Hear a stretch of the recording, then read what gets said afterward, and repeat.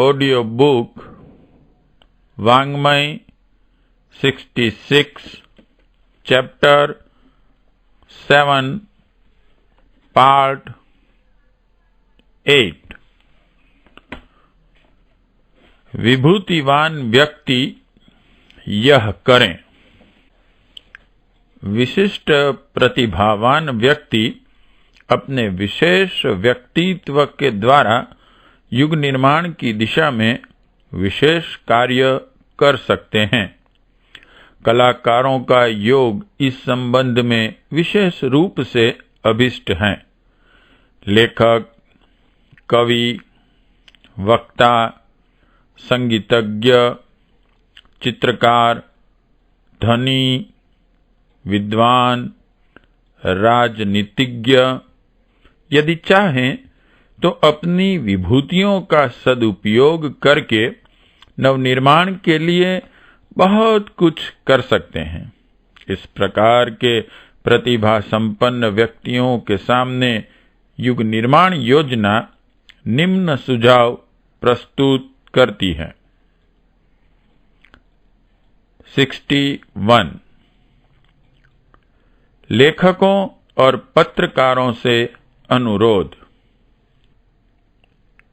देश की विभिन्न भाषाओं में जो लेखक और कवि आजकल लेखन कार्य में लगे हुए हैं, उनसे संपर्क बनाकर यह प्रेरणा दी जाए कि वे युग निर्माण की आवश्यकताओं को ध्यान में रखकर लिखा करें। इसी प्रकार जो पुस्तक प्रकाशक एवं पत्रकार साहित्य प्रकाशन के कार्य हाथ में लिए हुए हैं, उन्हें मानव जीवन में प्रकाश भरने वाला साहित्य छापने की प्रेरणा की जाए। समाचार पत्र एवं पुस्तक विक्रेताओं से भी यही अनुरोध किया जाए कि उन वस्तुओं के विक्रय में विशेष ध्यान दें जो जन कल्याण के लिए वर्तमान साहित्य क्षेत्र में लगे हुए लोगों से संपर्क स्थापित करके उन्हें युग की आवश्यकता पूर्ण करने की प्रेरणा दी जाए।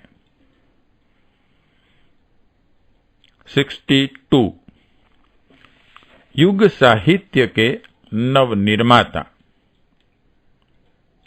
इसके अतिरिक्त इस क्षेत्र में विशेष मनोयोग पूर्वक युग की आवश्यकता पूर्ण करने के लिए मिशनरी ढंग से काम करने वाले लेखकों एवं कवियों का एक विशेष वर्ग तैयार किया जाए, जो साहित्य निर्माण कार्य को अपना प्रधान सेवा साधन बनाकर तत्परता पूर्वक इसी कार्य में लग सकें। ऐसे अनेक व्यक्ति मौजूद हैं जिनमें इस प्रकार की प्रतिभा और सेवा भावना पर्याप्त मात्रा में मौजूद हैं, पर आवश्यक साधन, मार्गदर्शन एवं प्रोत्साहन न मिलने से वे अविकसित ही पड़े रहते हैं। अपना प्रयत्न ऐसे लोगों को संगठित एवं विकसित करने का हो। इस अभिरुचि एवं योग्यता के लोगों को ढूंढना, उन्हें इकट्ठा करना और आवश्यक प्रशिक्षण देकर इस योग्य बनाना हमारा काम होगा कि वे कुछ ही दिनों में युग निर्माता साहित्यकारों की एक भारी आवश्यकता की पूर्ति कर सके। अखंड ज्योति परिवार में इस प्रतिभा के जो लोग होंगे, उन्हें हम सर्वप्रथम तैयार करेंगे और उनको आवश्यक शिक्षा देने के लिए जल्दी ही शिविरों की श्रृंखला आरंभ करेंगे। 63 प्रत्येक भाषा में प्रकाशन। युग निर्माण के लिए आवश्यक एवं उपयुक्त साहित्य प्रकाशित करने के लिए देश की प्रत्येक भाषा में प्रकाशक उत्पन्न किए जाएं, जो व्यवसाय ही नहीं मिशनरी भावना भी अपने कार्यक्रम में सम्मिलित रखें और इसी दृष्टि से अपना कार्यक्रम चलावें। देश में 15 भाषाएं राज्य भाषा का स्थान प्राप्त कर चुकी हैं। 16वीं अंग्रेजी है। इन सभी भाषाओं में युग निर्माण साहित्य स्वतंत्र रूप से प्रकाशित और प्रचारित होने लगे। इसके लिए आवश्यक प्रयत्न किया जाना चाहिए। 64 अनुवाद कार्य का विस्तार। जो व्यक्ति कई भाषाएं जानते हैं वे एक भाषा का साहित्य दूसरी भाषा में अनुवाद करें और उस भाषा के प्रकाशकों के लिए एक बड़ी सुविधा उत्पन्न करें। भाषाओं की विभिन्नता के कारण उच्च कोटि का ज्ञान सीमाबद्ध न पड़ा रहे, इसलिए यह अनुवाद कार्य भी स्वतंत्र लेखन से कम महत्वपूर्ण नहीं है। संसार के महान मनुष्यों ने जो ज्ञान अपनी अपनी भाषाओं में प्रस्तुत किया है, उसका लाभ सीमित क्षेत्र में न रहकर समस्त भाषी लोगों के लिए उपलब्ध हो, ऐसा प्रयास करने से ही एक बड़ी आवश्यकता की पूर्ति हो सकेगी।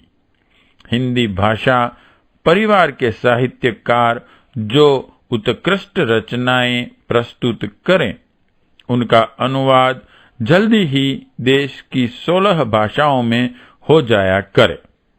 जो विचार विस्तार का क्षेत्र बहुत व्यापक हो सकता है, आगे चलकर तो यह प्रक्रिया विश्वव्यापी बननी है। संसार के किसी भी कोने में किसी भाषा में छपे उत्कृष्ट विचार विश्व भर की जनता को उपलब्ध हो सके, ऐसे प्रकाशन तंत्र का विकास होना आवश्यक है और वह हम भी करेंगे। 65 पत्र पत्रिकाओं की आवश्यकता। युग निर्माण लक्ष्य में निर्धारित प्रेरणाओं को विशेष रूप से गतिशील बनाने वाले पत्र पत्रिकाओं की बहुत बड़ी संख्या में आवश्यकता है। जीवन को सीधा स्पर्श करने वाले ऐसे अगणित विषय हैं जिनके लिए अभी कोई शक्तिशाली विचार केंद्र दृष्टिगोचर नहीं होते।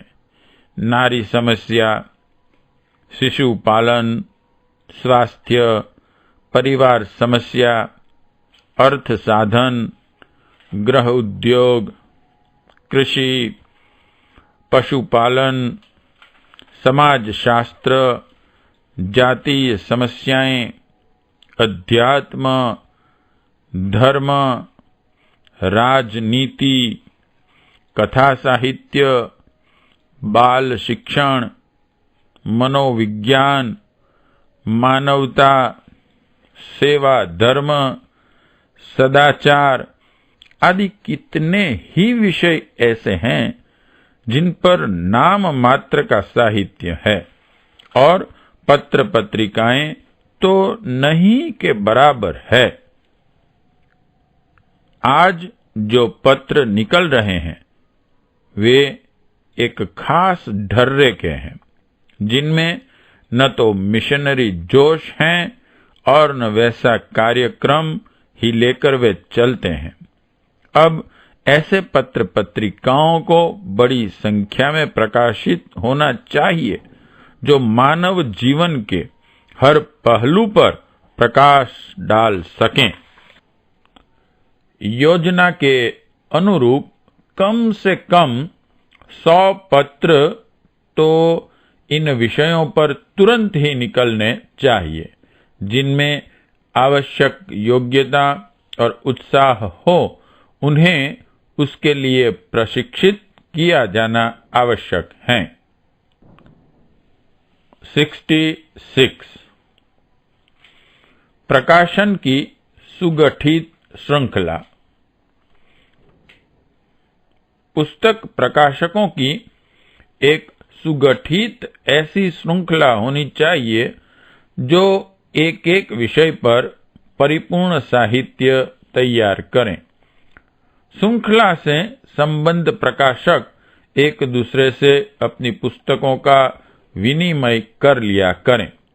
इस प्रकार हर प्रकाशक के पास प्रत्येक विषय का प्रचुर साहित्य जमा हो जाया करेगा।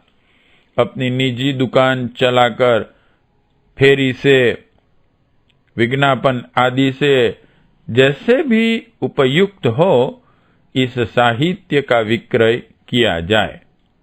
इस प्रकार एक विषय का प्रकाशक पारस्परिक सहयोग के आधार पर सभी विषयों की पुस्तकों का प्रचारक बन सकेगा।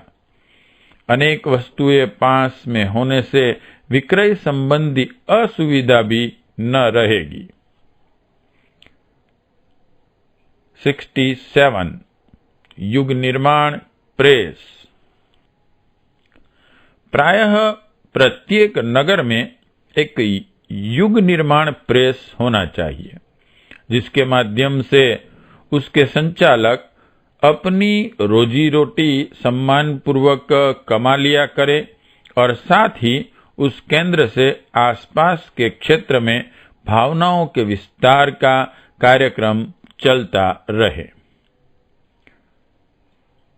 छोटे प्रेस न्यूनतम पूंजी से भी चल सकते हैं। साधन संपन्न प्रेसों के लिए अधिक पूंजी उपलब्ध करनी पड़ेगी। व्यक्तिगत पूंजी से या सहयोग समितियां गठन करके यह कार्य आरंभ किए जा सकते हैं। आमतौर से नए कार्यकर्ताओं को निजी अनुभव तो होता नहीं। उस व्यवसाय में लगे हुए लोग बारीकियों को बताते नहीं, इसलिए ऐसे कार्यक्रम प्रायः असफल हो जाते हैं।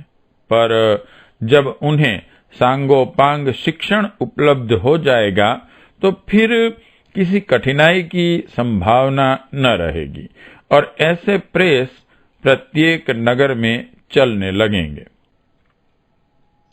इन केंद्रों से विचार क्रांति में भारी योगदान मिल सकता है।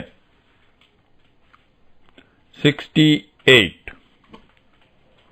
कविताओं का निर्माण और प्रसार। युग निर्माण विचारधारा के उपयुक्त भावनापूर्ण कविताएं प्रत्येक क्षेत्रीय भाषा में लिखी जाएं। उन्हें सस्ते मूल्य पर छोटी छोटी पुस्तिकाओं के रूप में छापा जाए। जीवन के हर पहलू को स्पर्श करने वाली प्रेरणाप्रद कविताएं सर्वत्र उपलब्ध हों, जिससे गायन संबंधी जनमानस की एक बड़ी आवश्यकता की पूर्ति हो सके। लोक गीतों में प्रेरणा भर देने का कार्य हमें पूरा करना चाहिए। गायन का कोई क्षेत्र ऐसा न बचे जहां उत्कृष्ट की ओर ले जाने वाली कविताएं गूंज न रही हों।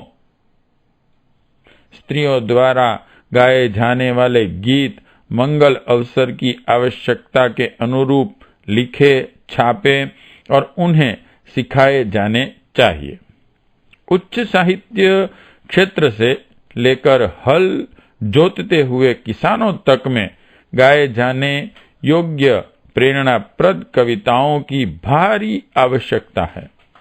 इसकी पूर्ति सुसंगठित योजना बनाकर ही की जानी चाहिए। यह अभाव किसी भी क्षेत्र में, किसी भी भाषा में रहने न पावे। इस रचनात्मक कार्य को पूरा किए बिना धरती पर स्वर्ग लोक का स्वप्न साकार न हो सकेगा। इसके लिए कवि हृदय साहित्यकारों को बहुत कुछ करना है। साहित्य निर्माण की उपरोक्त योजनाएं सब दृष्टियों से महत्वपूर्ण है। इनमें भाग लेने वाले अपना जीवन धन्य बनावेंगे और देश जाति की भी बहुत बड़ी सेवा करेंगे। प्रतिभावान लोगों को इस क्षेत्र में प्रवेश करने के लिए हम भावना पूर्वक आमंत्रण भेजते हैं। उन्हें आवश्यक मार्गदर्शन मिलेगा और सहयोग भी। वाङ्मय 66 चैप्टर 7 पार्ट 8 समाप्त।